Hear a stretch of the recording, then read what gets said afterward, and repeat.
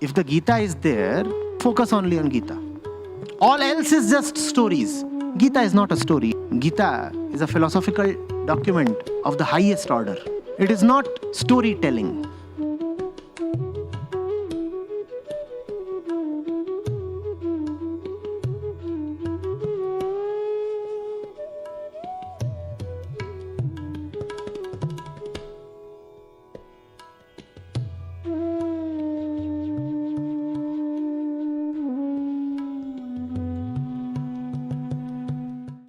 Now, I have a question there. What we are taught in conflict management is when you're dealing with conflict, the best way is to allow each other to take the other person's perspective and then come to a resolution through compromise. The current state of the world doesn't seem to be so. In fact, there are economic incentives to even keep the conflict open. Okay, so how do you combat this system, especially in the current state of wokeism, where wokeism is actually gaining a lot of currency? You can't even, be in the camp of ignorance is a bliss or be fence sitting. That's one thing, sir. And secondly, I'm all about hypocrisy. In fact, I believe almost every human is a hypocrite. But what I don't understand is entitlement, which comes with hypocrisy.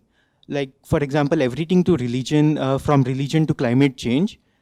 How come, a middle-class Indian switching on his air condition with coal-powered electricity, is committing a great blasphemy against environment, but EV cars, which are essentially made from materials which are obtained from destruction of Amazon rainforest, is considered eco-friendly. Okay, and also adding to the wealth of super rich. So that's just propaganda, no? That's just lack of knowledge. So once you make it known that the very battery in an EV car is actually an environmental disaster, the kind of elements that are used in it and how rare they are and how much soil must be unearthed to just get to that. And then the fact that countries like India have mostly coal-fired plants. So even if you have to charge that battery, then you're burning coal. You make that known.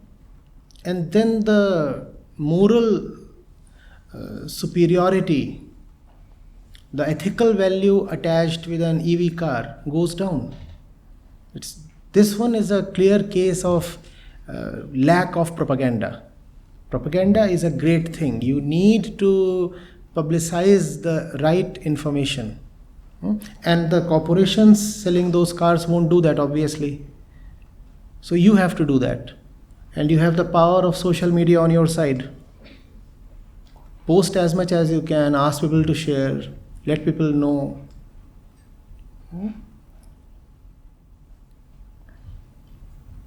You asked a lengthy question. I don't think I've answered all of it. What was it? All conflict starts first of all within. No, does it not? Does it not? Wars first start in the mind. We say that when a war is already raging within, then enemies necessarily appear from all sides externally. Wars are first of all internal. And then you look for enemies outside. So, knowing yourself is the way. Inner education is the way. And if you don't have inner education, all you have is scientific education and technological advancement, then you are giving more and more sophisticated tools to people who are internally ignorant. The fellow does not know what he wants, but he has his finger on the nuke button. What would he do? internally flustered, ignorant, hateful, unfulfilled, angry and jealous. And he is commanding nuclear forces. He can launch an ICBM. What do you expect now? Most of the nuclear powers are democracies, are they not? So we have politicians sitting as the commanders of the armies, right? Now, on one hand, we keep blasting our politicians as very, very disgusting people. On the other hand, we have given them our nuclear stockpiles to command and fire. Don't you see that's a very odd, inflammable combo? The same politician that you accuse of being a rioter, an arsonist,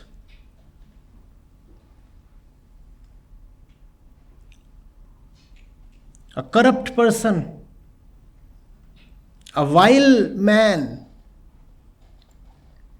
sometimes even a murderer.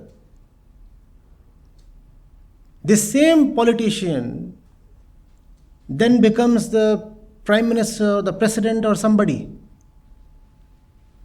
And this person is commanding 400 nuclear warheads now. Don't you see how precarious our position is?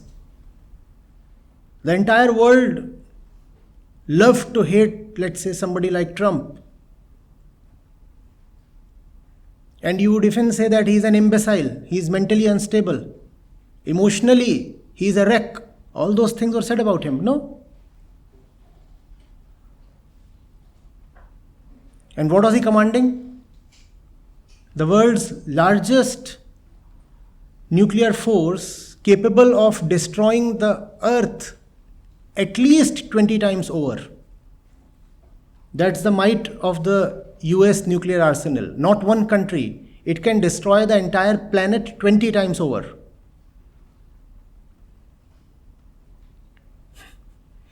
And when you are that kind of a person inside, as we said, you will necessarily be able to locate, if not create, enemies on the outside. That's the reason why powerful countries have to necessarily get into conflicts. If there is no war, then power starts feeling suffocated.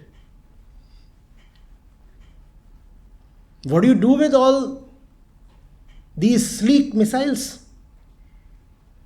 See how beautiful they look? They must be put to use. So then you search for wars. Now you're saying there is so much conflict in the world. That conflict is coming from the mind of the man. Which man am I talking of? Not just the decision maker, but actually all those who put the decision maker in the chair. And who are those people? You and me. Because there is darkness in our mind, so we put dark people in positions of power. Do you see that? You will do as you are, and that implies you will vote as you are. No? So if the common man is steeped in ignorance, that's the kind of leaders he is going to select or elect. Correct? And then they will fight.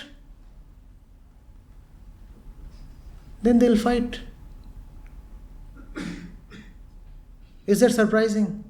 Is that not obvious? So what is the solution?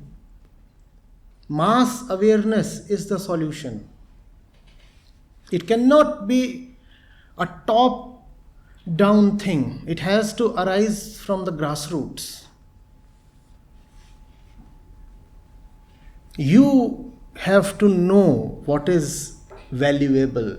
You have to know that knowledge, realization, freedom are more important than anything else.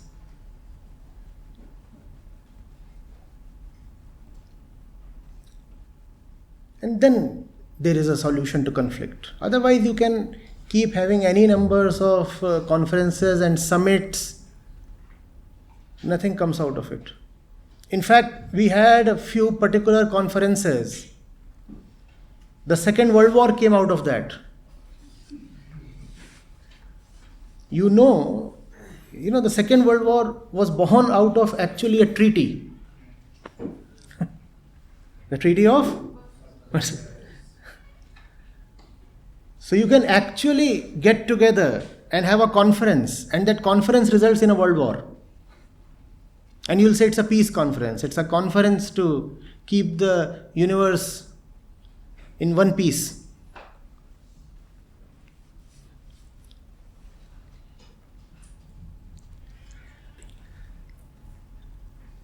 It has to begin with you. It has to begin with me. There is no other way. This might sound old-fashioned, not very exciting, but sorry, this is the only solution. And if this is not the solution, then calamity is the option. The ones who are my age or elder than me in this room will probably escape with lesser damage, because we anyway don't have too many decades to live. But you people have 5 decades, 6 decades?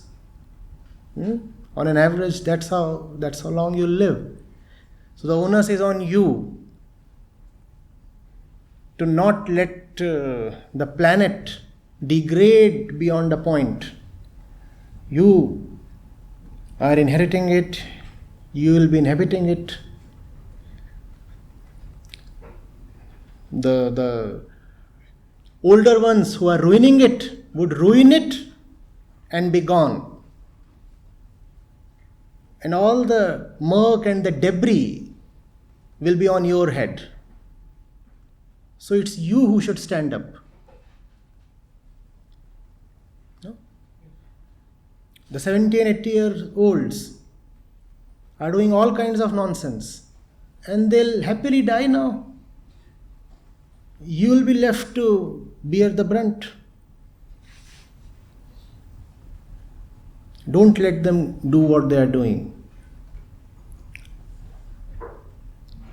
Social media, democracy, technology, they are in some sense great equalizers. Even a common man today has a voice. Use that voice. Even the president of the world is just a Twitter account. And you too have that, no? Even the president cannot have 2 accounts. Leverage that. Leverage that.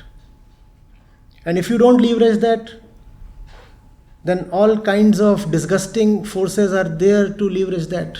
No? You know the kind of stuff that goes viral on social media.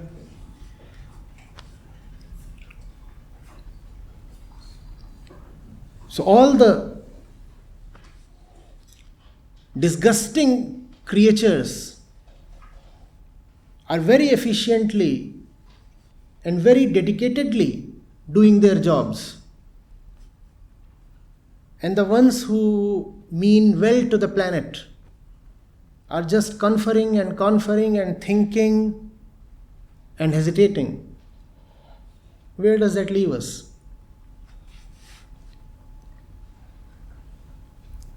Get up, fight, stand up for what you know is right. Make your life and this planet worth living. I'm preaching, so sorry.